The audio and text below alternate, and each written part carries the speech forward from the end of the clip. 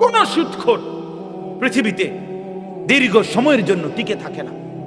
আমি নিজে দেখছি, আমার একজনে দেখাইছে কুমিল্লা জেলার এক জায়গায়, আমি নাম বলবো না ইচ্ছা করে, বলছে হুজুর এরা ছিল এই উপজেলার সবচেয়ে বড় সুদখোর, তাদের বাড়ির ভিটাটাও আজকে নাই, ওইখানে কুকুর ঘুমায়। আল্লাহর কসম এই দুই চোখে দেখছি, কুকুর ঘুমায়, কুত্তা ঘুমায়। কতগুলো মেহগনি গাছ পড়ে আছে আর একটা বসত ভিটার চিহ্ন। ছেলেরা নিজের না খুব চালাক মনে করল না বাবা, একখান মোবাইল চালাও আর নারী দেখো, নাচ দেখো, ছবি দেখো, বন্ধুদের আড্ডায় মনে করতেছে খুব একটা ফুট। না ভাইয়া, এটা শেষ কথা না। আমি অনুরোধ করলাম, আমার কথা হাসি দিয়া উড়াই দিও না। আমি এক ব্যথার ফেরিওয়ালা, যে শুধু ওয়াজের জন্য নামি নাই, কলিজা ভরা এক বেদনা নিয়ে নামছি। বলি যে আমাদের এই ছেলেগুলো বদলাবে। আমাদের কি পরিমাণ ছেলে নামাজ পড়ে না বলেন, কি পরিমাণ ছেলে। একটা দিন একটি মহল্লার, একটা উপজেলার, একটা ইউনিয়নের, একটা গ্রামের যদি 10টা মসজিদ হয়, ফজরের নামাজে একটা দিন হিসাব নিয়েন, 10টা মসজিদে আপনি 10 জন করে 100 জন যুবকও পাবেন না। আহা মুসলমান, এভাবে হেরে গেলাম কেন? এভাবে হেরে গেলাম কেন বাপ? ছেলেরা বলো ভাইয়া, এভাবে মালিককে ভুলে গেলা কেন? বলো আমার ভাই, তুমি আমার ভাই। অনেকে তো আমার সন্তানের বয়সী হবা, আমার সন্তানের বয়সও 16-15 শেষ। তাইলে ভাই আমার, বন্ধু আমার, আমরা এমন হয়ে গেলাম কেন? মহল্লাকে মহল্লা, ঘরকে ঘর আমাদের মুসলমানের ঘর, ফজরের নামাজে আমাদের মুসল্লি কোথায়? হাহা, বাবার চোখেও পানি নাই, মায়ের চোখেও পানি নাই।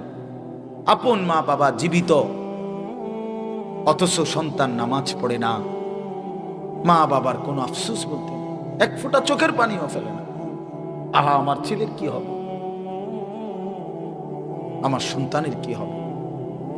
ফিকির একটাই, শুধু টাকা, রোজগার। হয় বিদেশ গিয়া রোজগার করো, নয়তো দেশে থেকে, অথচ নামাজ পড়ে না। আপনারা সহজ হিসাব করেন, আপনাদের হিসাব মিলান। 5:40 ফজরের জামাত, কেউ যদি 10টা বাজে ঘুমায়, 11টা বাজে ঘুমায়, রাত 11টা, 12টা, 1টা, 2টা, 3টা, 4টা, 5টা, প্রায় 7 ঘন্টা। একজন চিকিৎসা বিজ্ঞানী ডাক্তারের মতেও স্বাভাবিক সুস্থ সামর্থ্যবান মানুষ 6 ঘন্টা ঘুমাইলে আনাফ। একদম পূর্ণ যুবকও যদি 6 ঘন্টা, এর বেশি কোনো জরুরত নেই। তাইলে বন্ধু আমার, আজকের সন্ধ্যায় যখন সূর্য ডুবছিল, ছেলেরা 1টা মিনিট ভাবো তো, আল্লাহ তাআলা বলে, বান্দা ধীরে ধীরে অন্ধকারের কালো চাদর দিয়ে আমি পৃথিবীটা ঢেকে দিছি, এবং রাত যত গভীর হইছে, চারিদিকের আওয়াজ আমি তত নিস্তব্ধ করে দিয়েছি। আর সিএনজি চলে না, অটো চলে না, দোকানের শাটার, দোকানের হই হুল্লোড় সব বন্ধ, সব বন্ধ। এমনকি আমার কুকুর বিড়ালগুলো পর্যন্ত, আমার জন্তুগুলো পর্যন্ত আমি ঘুম পাড়ায় দিছি। এক এক জায়গায় পড়ে রয়েছে, সব জায়গা নিস্তব্ধ করে দিলাম, অন্ধকার দিয়ে ঢেকে দিলাম। তুমি বান্দা ঘুমাইবা বলে আমি যেন ডাক দিয়ে বলছি, আমার সৃষ্টির সব জীবজন্তু তোরা চুপ থাকো, আমার বান্দা এখন ঘুমাবে। আমি যেন ফেরেশতাকে বলছি, ফেরেশতা সারা দিনের এই সাদা আকাশকে কালো চাদর দিয়ে ঢেকে দাও, আমার বান্দা ঘুমাবে। যে মালিক 7 ঘন্টা এইভাবে সুন্দর পরিবেশ করে দিয়ে আমারে তোমারে ঘুম পাড়ায় রাখলেন, 7 ঘন্টা পরে আল্লাহ বললেন, বান্দা মাত্র 4টা রাকাত নামাজের জন্য আমি তোমার কাছে 10টা মিনিট সময় চাই। কি পরিমাণ নাফরমান, কি পরিমাণ অসভ্য, কি পরিমাণ নিকৃষ্ট জানোয়ার, কি পরিমাণ নিকৃষ্ট জানোয়ার, হাইওয়ান, কত বড় চতুষ্পদ জন্তু এটা। যে মালিক তারে 7 ঘন্টা ঘুম পাড়ায় রাখছে, সে সেই মালিকের 4 রাকাত নামাজের জন্য 10টা মিনিট সময় দিতে রাজি না। আপনি ভেবে দেখেন, একটা ছেলে ভাবো ভাই, একটা ছেলে, তুমি বদলাও, তুমি কারো দিকে তাকাইও না, তুমি একলা ভাবো। একজন ছেলে, তোমারে বললাম বাবা, তুমি বলো এত বড় জুলুম আল্লাহর সাথে কেমনে করলাম? আমার সেদিন গত সপ্তাহের আগের সপ্তাহ আমার এই কোমরের এই পাশের যে হাড্ডিটা, এইটা খুব ব্যথা করছে 2 দিন। বিশ্বাস করেন, এইটুকু হাড্ডির একটু ব্যথা করছে। আমি 2টা রাত 2টা সকাল ঘুমাইতেই পারিনি, ছটফট করছি, ছটফট, ব্যথায় আমার ছটফট করছি। এমন যদি 2 বছর হইতো, এমন যদি 20 বছর হইতো, তো আমি কেমনে ঘুমাইতাম, আমি কেমনে বাঁচতাম? তো যে মালিক আমাকে প্রতিনিয়ত সুস্থ রাখলো, যে মালিক এমন সুন্দর জীবন যৌবন দিল ভাইয়া, 16 বছর 18 20 বছরের শরীরে তোমার এখন কোনো রোগ নাই, তুমি সুস্থ, তোমার শরীরে যথেষ্ট শক্তি আছে, তোমার চোখ, নাক, কান, হাত, পাও সব কিছু ভালো, তুমি কেন নামাজ পড়ো না ভাইয়া? বলো ছেলেরা, বলো বাবা, এভাবে নিজেরে নষ্ট করে দিলা কেন? এভাবে নিজেরে বরবাদ করে দিলা কেন? কোরআনুল কারীমের মধ্যে আল্লাহ বলছেন, ইবলিস তুই আমারে সেজদা দিলি না, আজকের থেকে তুই শয়তান। মনে রাখবা ভাই, যে সেজদা দেয় না সে শয়তান। কারণ এর আগে ইবলিসকে শয়তান বলা হতো না। যেদিন থেকে ইবলিস সেজদা দেয় নাই, সেদিন থেকে তাকে কি বলে? নাকি আগের থেকে শয়তান ছিল? তার কোন দিন থেকে শয়তান হলো?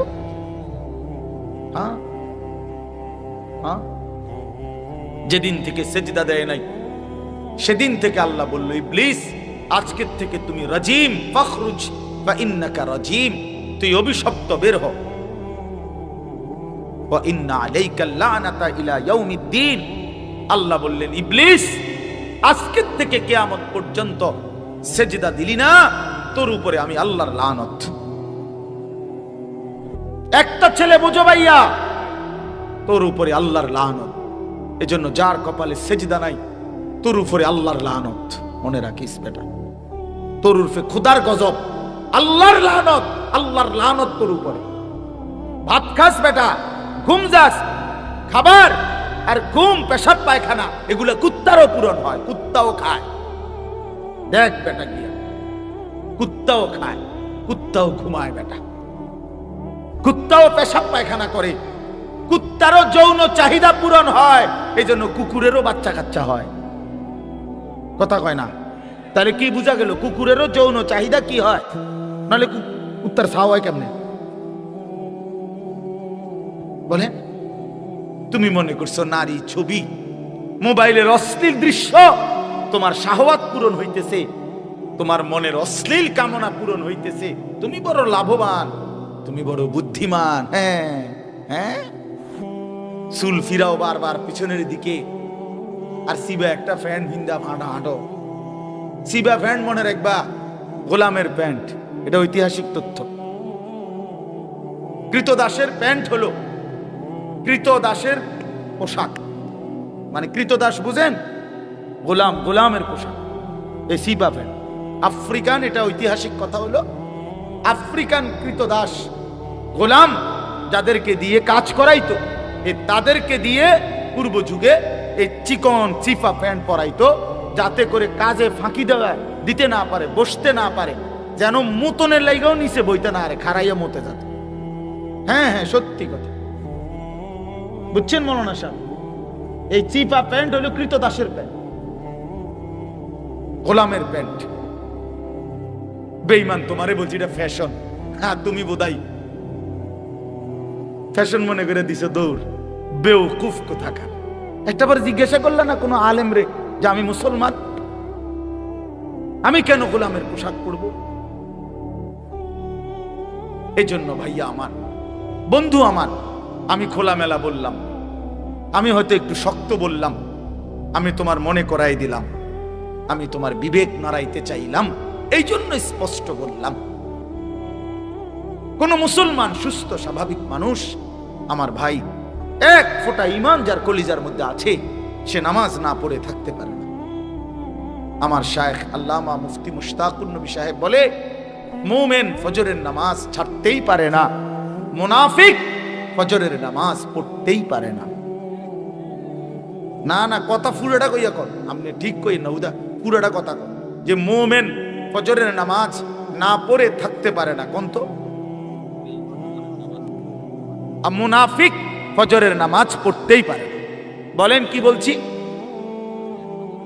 পড়তেই পারে। মুনাফিক ফজরের নামাজ পড়তেই পারে।